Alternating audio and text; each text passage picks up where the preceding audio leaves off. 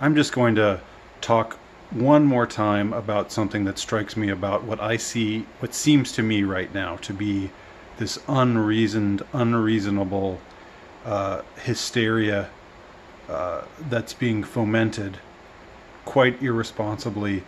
And perhaps it's worse than mere irresponsibility. Perhaps there's something, as I've sort of hinted in my last video, perhaps there's something behind it all. There's some malevolent intelligence behind this seemingly conscious fomenting of hysteria that is not that does not fit the situation that we are faced with, epidemiologically speaking, apparently, according to the statistics. What again, what I start from is a distrust in what we're told by the so-called authorities, because they've shown themselves to be untrustworthy time and time and time again. Now, I guess that could be undermined because you could say, well, why do you trust their statistics about the disease? Well, okay, touche. Maybe the true stats are far worse than what they're letting them on as being. But what keeps me from believing that, what keeps me believing the statistics about COVID and its comparative absence of lethality compared to other similar viruses. What makes me tend to believe those statistics is the fact that the hysteria is so out of whack with those statistics. And that's what is puzzling to me. You know, they could just inflate the statistics. Do I think that the people who rule us would have an ethical quandary with lying to us about the statistics? No, I don't. That's not to say that every statistician or doctor or person who has some knowledge or skin in the game is dishonest. I'm not saying that, but I do think that from the very, very tippy top of the pyramid, they are deeply dishonest and highly malevolent. This has been my observation, based on a lot of research, let's just say. And I know to some of you that makes me sound like a kook, and that's okay, I guess. I mean, I'm not going to try to talk you into believing me, but this is where I start from. This is my starting point. So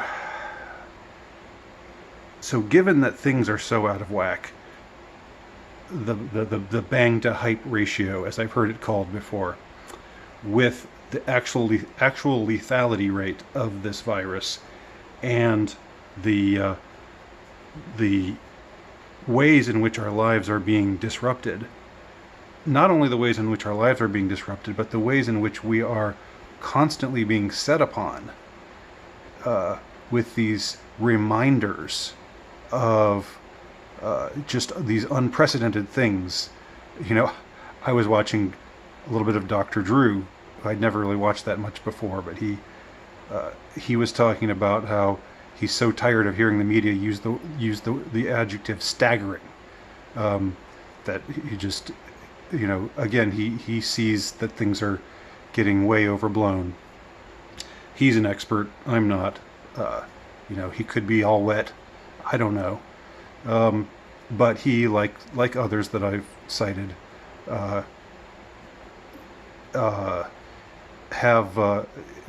seems to agree with me, or I agree with them rather, because I'm a layman and they're the experts.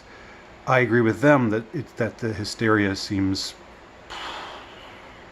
I guess hysteria is a loaded term. Let's just say the degree of energy that's being spent on disrupting our lives by telling us this is canceled, that is canceled, you can't go here, you can't go there, your kids can't go to school, you can't fly to this country, you can't do this, you can't do that. Some of these measures might be justified, but all of them taken together, it's and then the latest thing I hear is Amazon's not shipping anything anymore unless it's medical equipment for the next 2 or 3 weeks. So Amazon.com is shut down. Amazon.com, which is part of, the global, the evil global, what do we call it? The global corporate elite matrix grid. Amazon, just like Google and YouTube and Facebook and all of the others, they are taking this step of depriving themselves of income, and in so doing probably shutting down. I mean, I don't know what kind of result this is going to have on people's jobs. I was taking some kind of Schadenfreudic delight in thinking that Hollywood is getting screwed royally by all of this, and then I realized, there's lots of, average Joe six-pack types who work, as key grips and whatever, and they're probably losing a lot of money. They're probably losing a lot of jobs. They're probably struggling now. They're not evil people. They're not they're not Steven Spielberg-esque in any way. So here's what I want to suggest.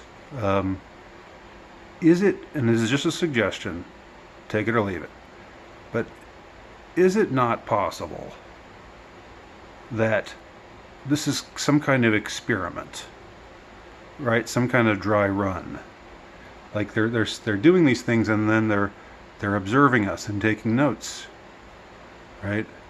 Like, for example, maybe they're saying, oh, they're all going to the grocery store and buying up toilet paper. That's interesting. I didn't see that coming.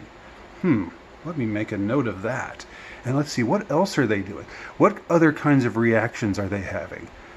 Look, they're mauling each other at the local Walmart. There's these two guys together, and one guy sneezes, and the other guy gets angry and tells him to get away from him. And the first guy says, "No, I just have allergies."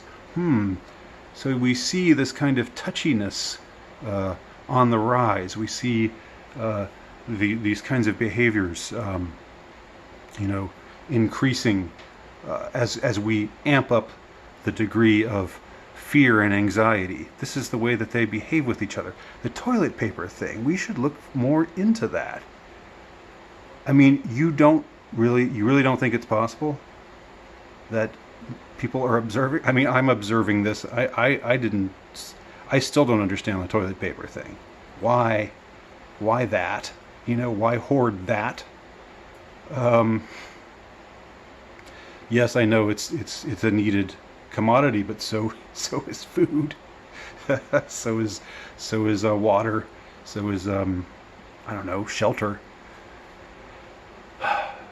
And if you think it's so crazy what I'm saying, I would just suggest you take a look at the movie Three Identical Strangers.